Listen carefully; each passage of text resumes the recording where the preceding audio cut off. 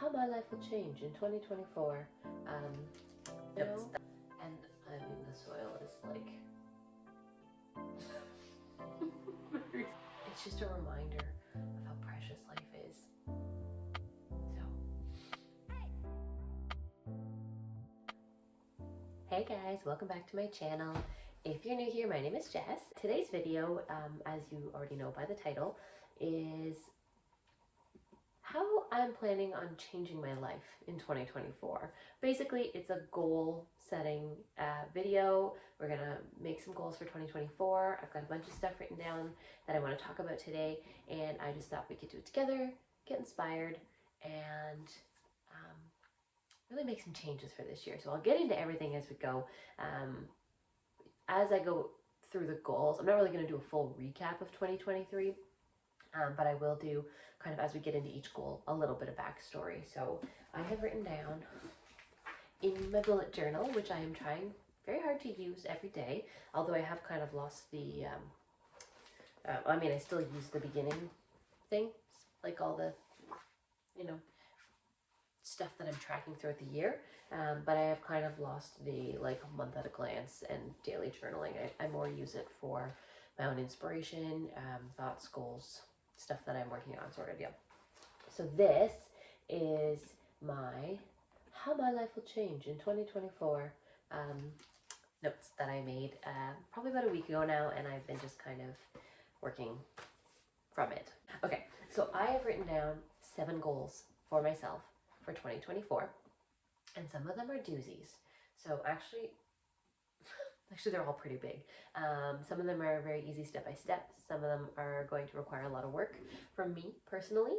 Pardon my appearance too. I have been cleaning the house all morning. It's my day off, so I just put Rach down for a nap. So everything's a mess. So we're just going with it. So you guys get to deal with messy Jess, and I think you'll be okay. I think we'll all be okay. Okay, so my first goal, none of these are in particular order. They were just how they came to my mind as I was writing things that I had, goals that I had for 2024. So there's no particular order here, and I did make notes on my laptop, so I may look over here from time to time just to make sure I don't miss anything. My first goal for 2024 is to become debt-free by December of this year. I know that doesn't mean like my mortgage and all that stuff. That's just, credit cards, line of credit, stuff that's bad debt basically, that I've just been hanging on to and making minimum payments and not really getting ahead of. And obviously that holds people back significantly, and I would like this year to be the year that it's just done. I don't have any issues with credit cards, use them regularly, but I don't like having it. I like when I can pay them off every month, and that's that. And I've just kind of gotten away from that, and now they're just hanging out there all the time. So I also wrote down a strategy for Q1 with notes and stuff, so that's in there. But so part of the way that I want to do the debt resolution for this year is I have already set up automated payments right out of my regular checking account that automatically go towards the debts that I have. So I have 2 credit cards and a line of credit. So every week, not every payday, not every month, every week, so that it's smaller sums at once, so it's not overwhelming on my bank account, but still is making progress towards chopping them down quickly. It just doesn't hurt as much, right? So every week I have money automatically coming out off of it, and I put a reminder on my phone to check to make sure that everything's going as it should be. And then if every Thursday when the reminders come out, then I can look at my bank account, make sure everything looks good, make sure it's progressing the way it should, and I'm doing it sort of like the snowball method, also kind of like the profit first method, just kind of a combination of the two. If you're unfamiliar with the snowball method, it's you focus on one payment first. So the snowball method, they tell you to focus on your worst debt, so the highest interest one, the one that's losing you the most amount of money, whereas the profit first one tells you to focus on your smallest one first, because as humans we thrive off of the quick wins. So the faster you can get rid of one, then the better you'll feel and the more motivated you'll feel to get rid of more. So I'm doing the snowball method, but I'm doing it the profit first way. So starting with my smallest one. So how it works is you make the minimum payment on every debt that you have each month, except for the one that you're working on. You put as much as you can afford, without obviously ruining your life, onto that debt, and pay it off, pay it off, pay it off. And once it's gone, that's it. You don't have to worry about it anymore. And then you're down to the other remaining debts. But how it works with a snowball is the money that you were putting towards that one now goes on to your next smallest debt. So now you were making the minimum payment on it plus the money from that other one onto that. So it gets paid off faster. And then it moves to the next one and the next one and the next one. And then by the end, all the money that you were spreading out across all those little, or like all those little payments that you were spreading out across all those debts are now one big lump sum payment going towards your last biggest one. And it gets paid off faster. So that's kind of how I'm doing it. And so it's already set up, automated, so I don't have to worry about it. I'm not going to forget about it. The money is gone before I even see it. And I'm hoping that that will be good. I'm already feeling really good about it. And we're about 2 weeks into the month. And so I've had a couple payments already come out, and it just feels so good. So I just feel so much relief knowing that by the end of 2024, it will all be gone. So I'm very excited. So that is my goal. My first goal for 2024 is to become debt-free of all my bad debts. And I have a plan in place, so I feel really good about that. Number 2, you guys obviously already know this one because that's basically the reason for my channel, is starting another small business. So if you're familiar with the channel, you know that I'm starting a stationery business, and it's going to be called Happy Day. I'm on Instagram right now as Happy Day Stationery, and I did temporarily save that Happy Day Stationery as a web domain. It's not open yet because I don't have any products or anything, but I'm not sure how I feel about the word stationery at the end yet, so I may change that. But anyways, Happy Day is staying, and I'm hoping that it's going to be a brand about spreading happiness and joy and positive mental health and just the things that make you happy. I have started taking, for this goal, I have started taking Skillshare classes. So the one I'm on right now is called Kickstart Your Creativity with Lisa Bardot, and it's teaching me how to use Procreate, and it's with doing a drawing a day for 20 days. So I've got 4 of them done now. I think I showed 2 of them, the first 2 already in last week's video. So I'll show the 2 that I did this past week. I don't do them every day, just kind of when I have time. I do plan on doing some this afternoon. It's going to be a donut because the first week was all food related. So I did an egg and a pizza that I'll show you. And the egg is really cool. Like, I really like the style. That's part of the class too, is she teaches you different drawing styles. So the pizza was kind of like comic booky, whereas the egg was more realistic. And I really, really am enjoying drawing with Procreate.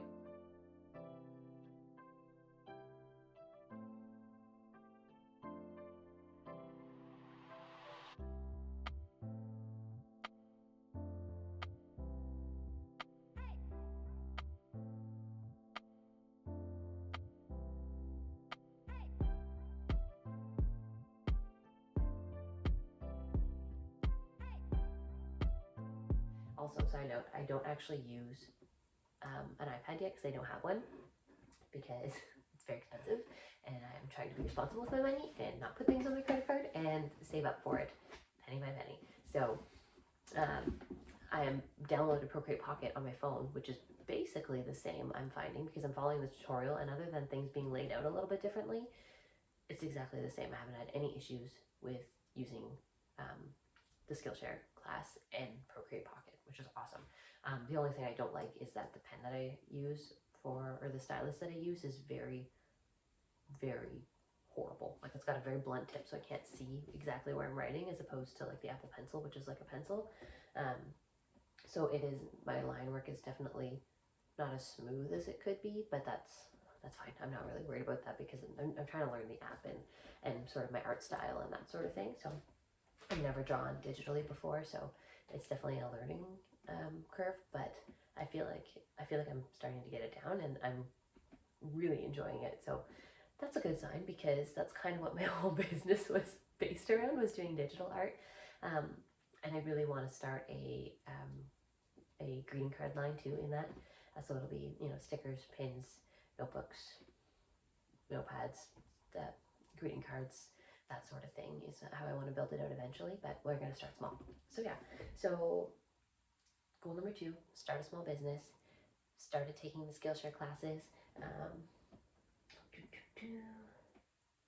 I think that's pretty much all I have at the moment in my Q1 plans, is just to make sure that I am trying to draw at least a few times a week, and just working on building up my skill set at this point, and setting aside money as well. I have that as part of my savings for my iPad savings, is to set aside $250 a month for an iPad, so that in 3 months from now I will have the money saved up, instead of just, you know, little bits here and there when I can afford it. Intentionally setting aside money every month for this goal so I can reach it, so I can actually start taking positive steps forward.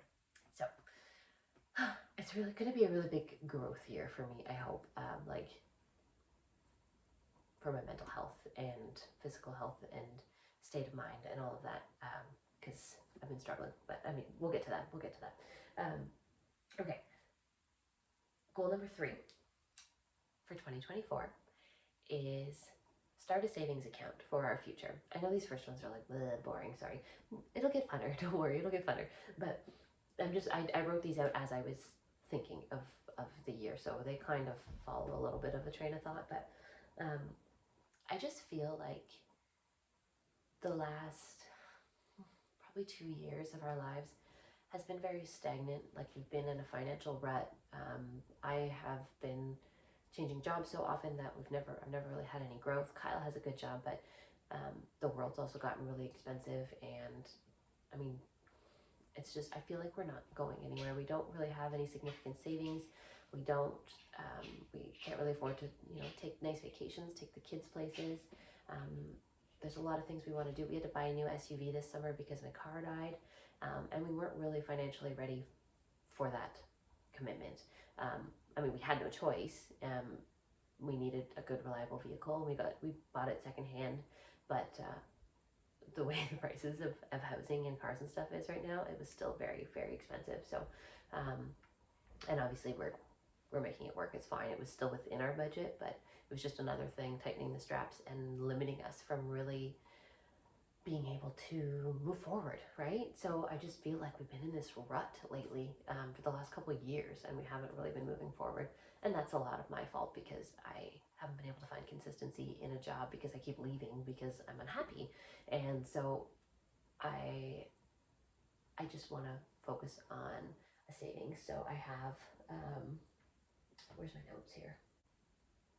Okay, so yeah, so I've started a savings account outside of my regular savings account, so a different bank than what I normally use. And so I just transfer money the same time that money comes out for all my debts. A little bit of money comes out for the savings too. And I don't really have a specific number that I'm trying to get to. I just want to start building right now. So it's just to get into the habit of setting money aside every week for savings, and eventually it will build up, and hopefully eventually I'll be able to add more and more to it, and then work on retirements and stuff like that, because I mean, we're in our early 30s and we have $0 saved for retirement. We have started funds for our children for their education, but that is for them, and we have nothing for us. And it's very expensive retiring. You have to save a lot of money. So it's something that I just want to start a habit of, and maybe next year we can focus on retirement savings and long-term stuff like that.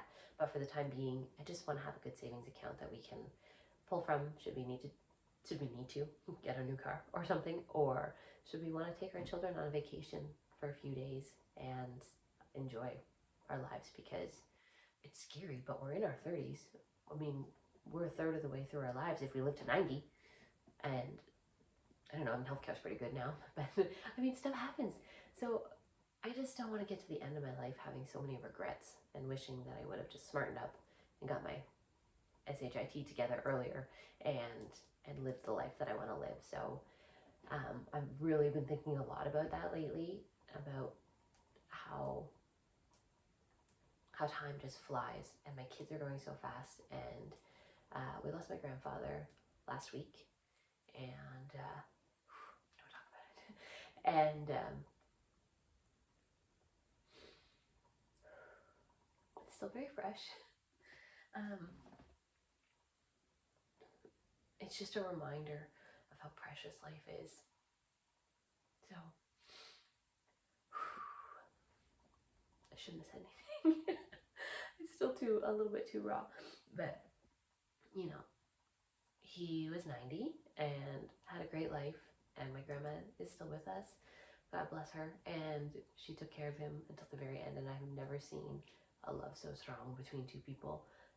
She fell and broke her hip last fall on her 90th birthday, the day before. She had surgery on her 90th birthday. And she promised him that she would be home as soon as possible to keep taking care of him. And she was. She was home within 5 weeks and was fully caring for him again. And by the end of his life, he needed a lot of care because he'd had multiple strokes, and he was in and out of the hospital all the time with pneumonia. And well, he was the strongest man I ever knew. And their love for each other, and listening to the stories afterwards of the life he lived a good life, and I really don't know that he would have had very many regrets. He was an entrepreneur too. He started a farming business, and he sold farming equipment to the local farmers. They were farmers in southern Ontario before they moved up to where we are now. And they had 9 children. They had this beautiful, amazing church community. They just lived such full lives, and just really wakes you up sometimes to how short and precious life is, and how nobody is responsible for your happiness but you. So sorry for the Somfest, the almost Somfest. I kept it together, which is really good for me because I am a crier. And so that's the third goal, I think. God, starting a savings account for our future. And now I've already touched on this, because goal number 4 for 2024 is to find happiness in my life. And I've kind of been touching on that in all of the points thus far. And I think this is the biggest one. And it's not that I don't have happiness in my life. It's just that I am struggling with my mental health. And where's my notes? I struggled with my mental health. We struggled financially. I've been struggling in my relationships with my family and my children. And it's nobody's fault but my own. I've just kind of gotten into this, not dark place, but I don't know if it's a rut or what, but I know I can get myself back out of it again, and I still have motivation and inspiration and all these things that I want to do, and I've just been talking about it and never taking action. So this year, I want to work on eating better, on my physical journey. I want to make sure that I'm active every day, no matter what. Today's a beautiful sunny day. It's like minus 10-ish, I think, Celsius. And the sun is shining, and it's warm for a January day.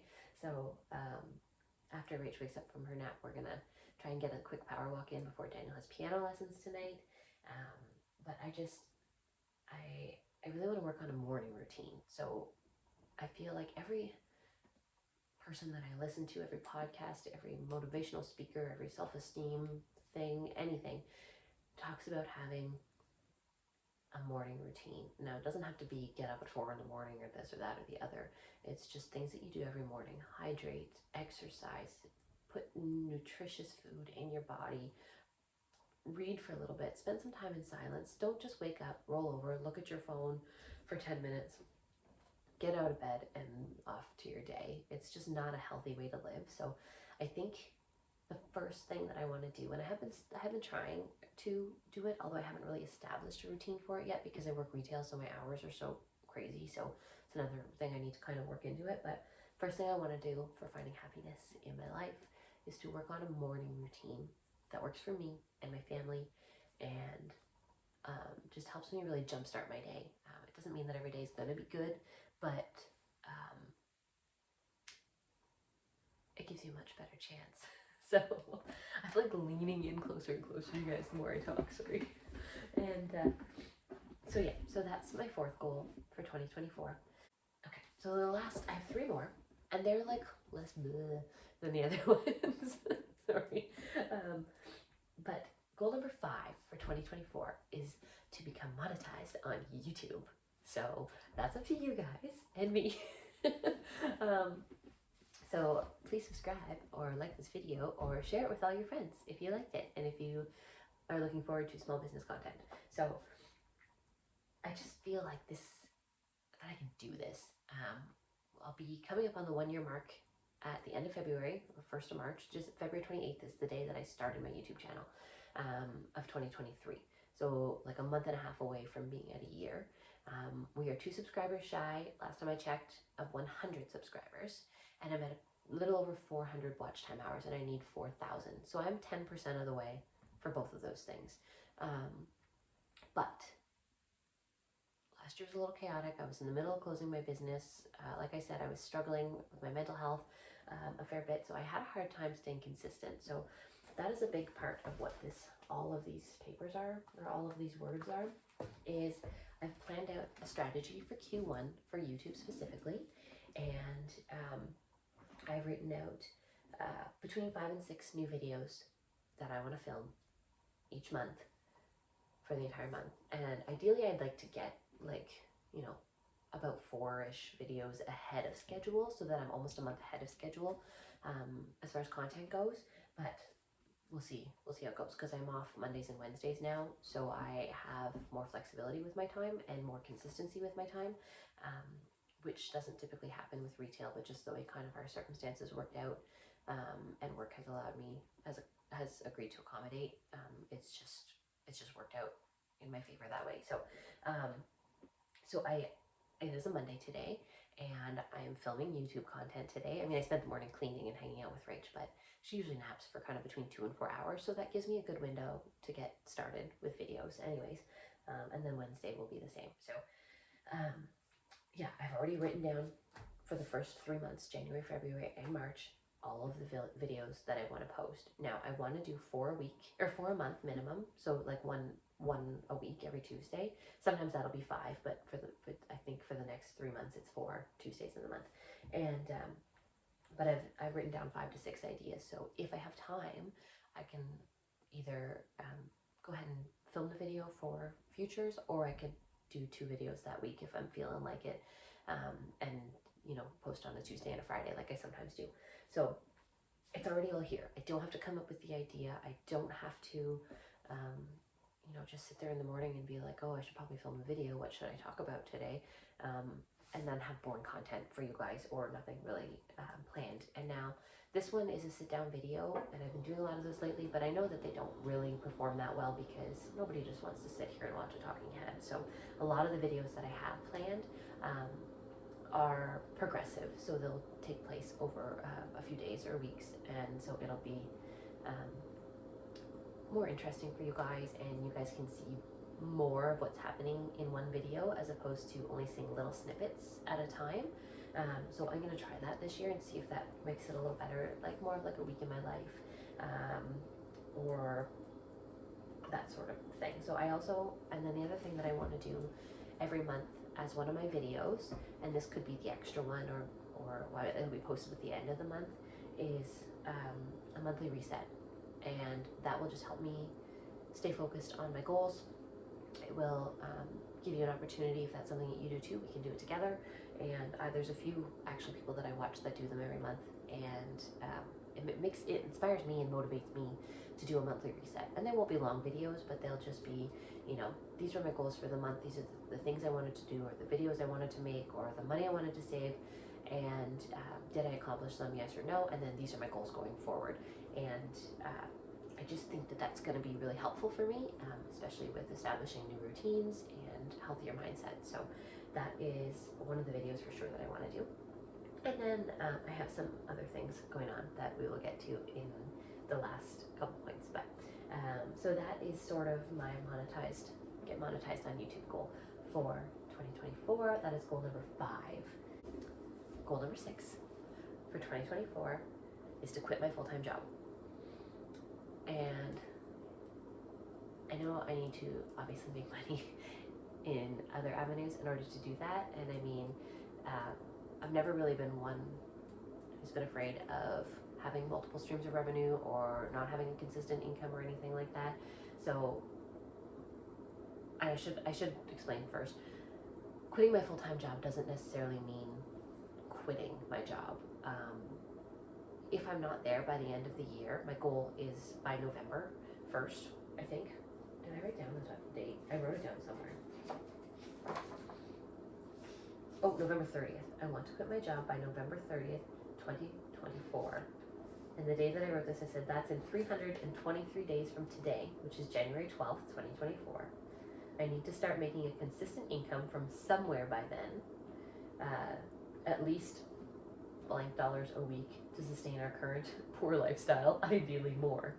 If I can't fully quit, but can drop down to part-time by then, that will be okay too, but we'll only be doing evenings and weekends, so still need to be making such and such dollars a week by then. And then I wrote down some revenue streams ideas, one of them being hopefully the start of the stationery business, and 2, YouTube. And then I have a third one on here, but that is going to come in my last point.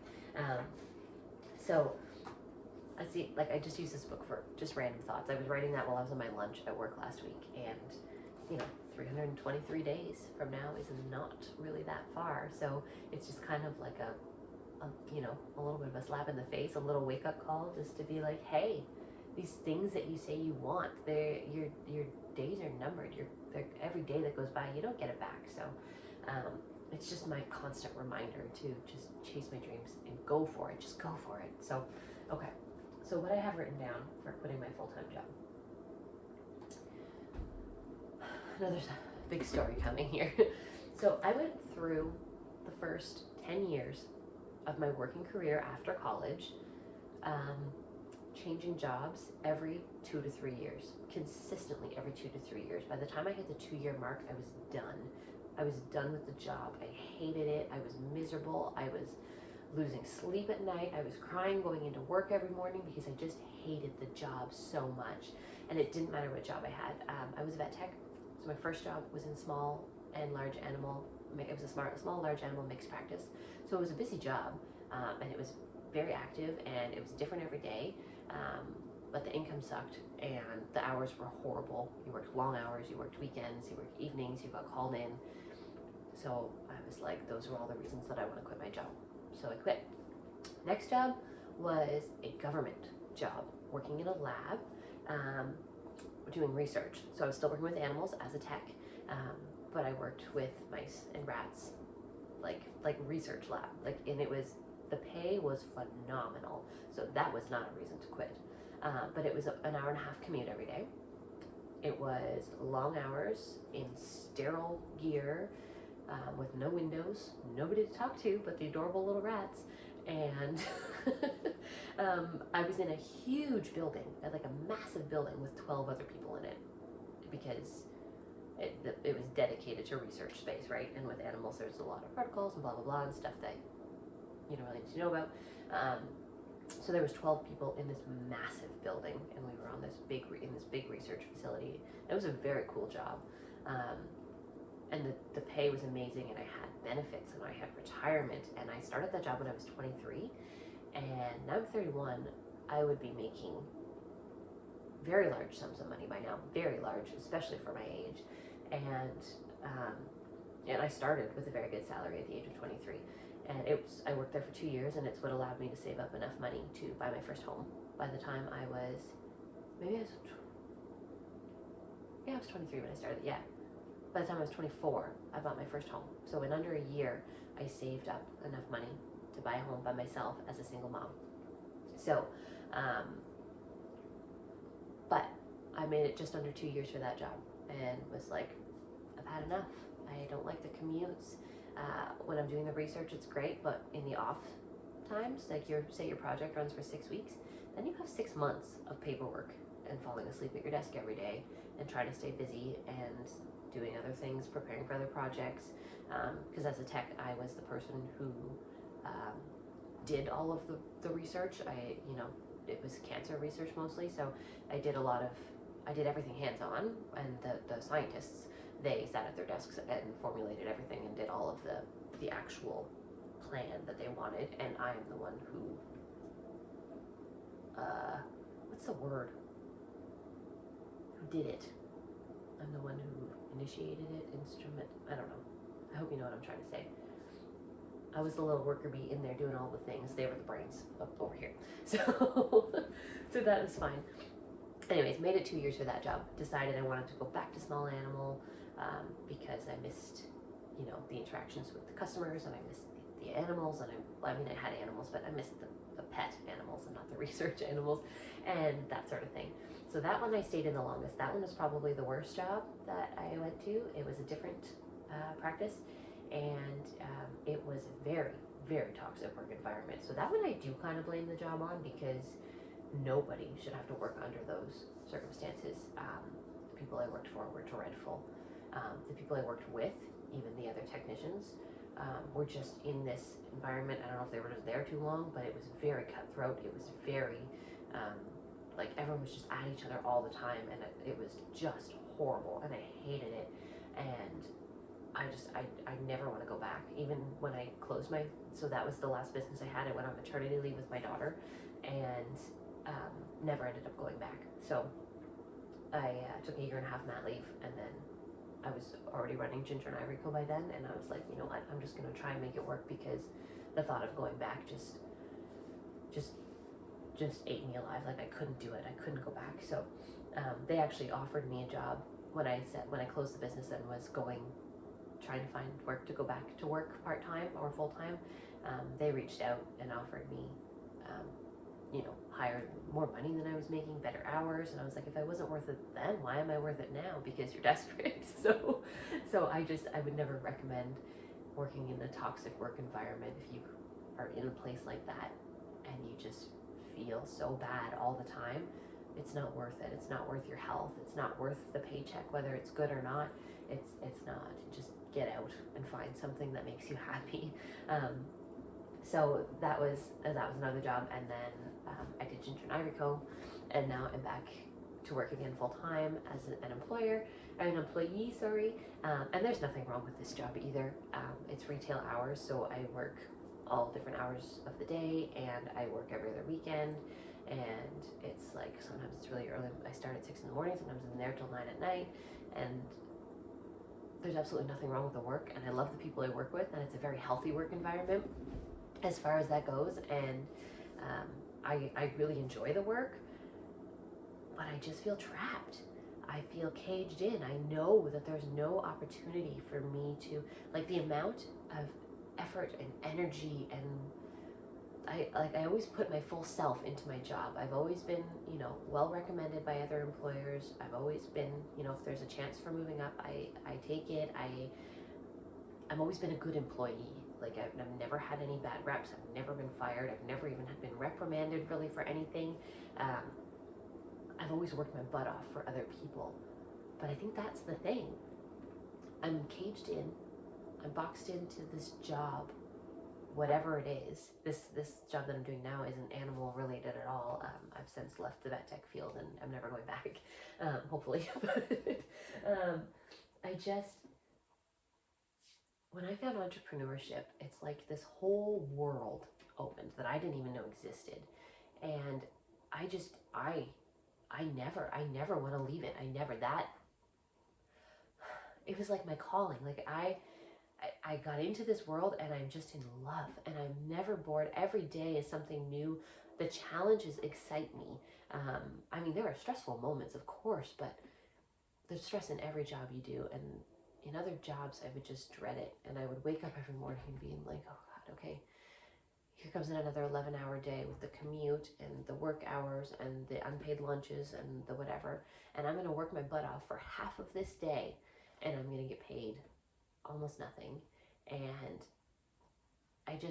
there's no reward. And I feel like the higher the risk, the higher the reward, obviously. But I don't want to, risk I have a family.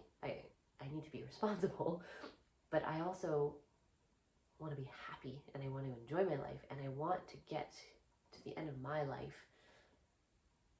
having as few regrets as possible, and knowing that I did everything in my power and I didn't just wait for it to happen or hope that someday it would happen or whatever. People talk about winning the lottery all the time. I hardly even buy lottery tickets, just because I know it's never going to happen. But I don't want to just hope to one day win the lottery and everything will be great, because it won't be, and it won't feel. I want to earn it. Okay, I'm stealing this from Lori Harder, but I want to earn my happy. That is the name of her podcast. If you haven't listened to it, you should listen to it because it's really good. It's called Earn Your Happy. But that sentence really resonated with me, and I feel like it's got to be worth it, and you've got to want it, and I want this. I don't know. It's my passion. It's my passion. Have you ever been so passionate about something and you just, everything in your body is just screaming to do it? And that is what entrepreneurship is for me. And I just need to go for it. So 2024, baby, look out, because I'm coming. So I don't know. That is a very, very, very long explanation of goal number 6 for this year, which is quit my full-time job. But that is the reason why, because I've found my true passion and I want to go for it. Having a full-time job is just going to get in the way of that. So, okay, my final goal for 2024 and is, okay, I'm just going to say it and then I'll explain, is to find a hobby or a side hustle, I put both, that I do for fun. And I wrote side hustle because I can't just do anything just for fun, because I just can't. That's just me. I just can't do it. So, and I didn't really have any ideas in mind when I wrote this down. I was just like, I need something that I do for me, for fun. I wrote it as side hustle as well because I do miss going to the markets and stuff like that and having just fun and making back some of the money that I put into this hobby, whatever it may be. And I didn't know at the time what it was. And I had a brainwave last week, and then I've kind of gone off the deep end with it. I'm going to be posting a video about it probably in the next couple of weeks, because I have some, it's going to take a few days to kind of film the starting process of it all. But my new hobby for this year, and I'm doing it with my mom and with Daniel, so I'm really excited about it, and probably my dad and Kyle and Rachel will be around too. But I'm going to start a garden, and I think that that's just going to be really good for my mental health. First of all, it's going to save us a lot of money because we'll have veggies and herbs and stuff from our own garden, so we're saving money buying at the grocery store. And I love going to the farmers markets, and I have all the stuff. I have the tents and the tables and all the stuff, and I know all the people, and I know all the markets that go on every year in our area. So if my garden is successful and big enough, then I can go to the market once or twice a month and sell any extra goods and that sort of thing. So I'll make my money back, but it's not going to be, I'm not going to be putting my heart and soul into, starting a homestead or anything. But I just feel like gardening is something I've always really enjoyed. And now that I have the extra days off during the week, I will have, those days that I can dedicate to it. And I'm doing it with my mom because where I live, we're only a few minutes apart, but where she lives is really rich, nutritious, dense soil that will be really good for a lot of the veggies that I want to do. And her too, she does a garden every year. And where I live is really sandy, so they have a hard time growing potatoes and carrots and beets and that sort of thing. So those things, apparently, I don't know very much about it yet because I'm learning, do very well in sandy environments. So I'm going to have those things, and I'm going to start indoors in actually this month, a herb garden. So I'm pointing over there because that's where my biggest window is. So that's where I'm going to be setting it up, in the living room. But we're going to have like a shared garden. So half of it will be at mom's. Most of it will be at mom's. And some of it will be at my house. And we only live a couple minutes apart, so it'll be easy for us to maintain it and work on it together. And then once the fall season hits or harvesting season starts, then we're probably going to have way too much. So I would like to take it to the farmer's market and make some money. So it would be a nice little side hustle. It'll pay for itself, and it'll be something that gets me outside every day and saves us some money, and will just be so good for me, I think. So I'm really excited about that. I am going to be filming the entire journey because I love gardening stuff, and I'm not knowledgeable on it at all. My grandma my grandma's a huge gardener. She's gardens all over the place, veggie gardens, fruit gardens, flower gardens galore, like you wouldn't believe. So every year she always gives me some pieces off of her flowers and stuff. So far I haven't killed anything. I've got a little cactus here that I've had for, I don't know, like 7 years now. And I mean, the soil is like, I haven't watered it in a few months. But anyways, it's still alive. I dropped it in the sink one time. It split in half. It's totally grown back since then. I should water you. I'm going to set you over here so I remember. Thankfully it's a cactus. So far that's all I've grown successfully for many, many years without killing. I did keep an orchid alive once for about a year, and that was very impressive. And then somebody told me to put ice cubes in it once a week instead of watering it once a week because it like disperses slowly. It died instantly. I was very upset. So I don't recommend putting ice cubes in your orchids, even though I've seen other people who do it and it works fine. But I also lived in Northern Ontario at the time, and it was in the winter time, and it was sitting against a window, so maybe I froze it. I don't know. I'm talking really fast now. Yeah. So find a hobby to do for fun. First goal of the year that's complete. Not really complete, but complete because I found a hobby.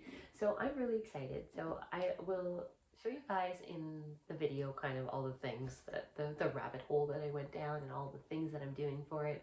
And I've already bought the seeds for the herbs and the plants that I want to start indoors. And I want to do fresh produce. So where's my list? I have a list. Of course I have a list.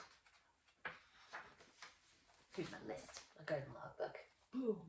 So the herbs that I want to do, I'm going to start very simple, very basic. I want to do sweet basil and lemon basil because I didn't know lemon basil existed till I went down this rabbit hole, and it sounds amazing. I want to do Greek oregano, rosemary, and German winter thyme. And I have the names written down because there's so many different varieties. That's the right word to use. Varieties of each herb. So I went with the most traditional, most common ones. And then, so I bought all those, and I want to start dill outside, and I'll explain why in a minute. The veggies that I'm going to start indoors, I bought the seeds for as well. I'm just doing tomatoes. I was going to do peppers too, but they seem kind of complicated, like the sweet bell peppers. So I'm just going to wait and maybe do those next year. And so it's just tomatoes. I'm going to do a beefsteak tomato, and then 2 different types of cherry tomatoes because Daniel eats cherry tomatoes like his life depends on it. He has them every single day on his lunch, and he loves them. So I don't even know if we would have any to sell at markets because he eats them so often. But so I want to do 2 different varieties of those, and then which is just going to be like a Cherry Falls Organic is the one, and a mosaic mix. So it's like dark red ones and orange ones and yellow ones and red ones and that sort of thing. And then I also want to do green and yellow beans, beets, a few different types of carrots, potatoes, green onions, white onions, red onions, garlic, and cucumbers. So as far as veggies go, those are pretty much the basics. Those are probably the easiest ones to keep alive. I'm not going to start myself with anything too complicated, and but all of those things in total are still going to equal a very large garden. So and even though we're splitting them between 2 properties, it's still going to be a lot. So I also don't have a tiller, so I got to bug my neighbor to borrow his tiller so that I can get a good garden place started. And then yeah, the herbs will be starting indoors. I'll be starting them hopefully next week. The seeds will come in, and I'm gonna pick up some good soil, whatever it is, potting mix that you're supposed to start your plants in. I'm gonna pick some of that up Thursday night after work, and then we'll get started. So I'm super excited about that. It's going to be a lot of fun. It's going to be something that keeps my mind busy, but is also very relaxing at the same time, and something that the kids can help with, and it's just going to be good for our whole family, I think. And I like having living things in the house. So far I've just had my little cactus because everything else I kill, so we'll see how it goes.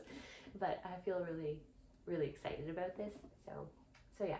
So you guys, those are my goals for 2024. I would love to know what your goals are. Please share them below.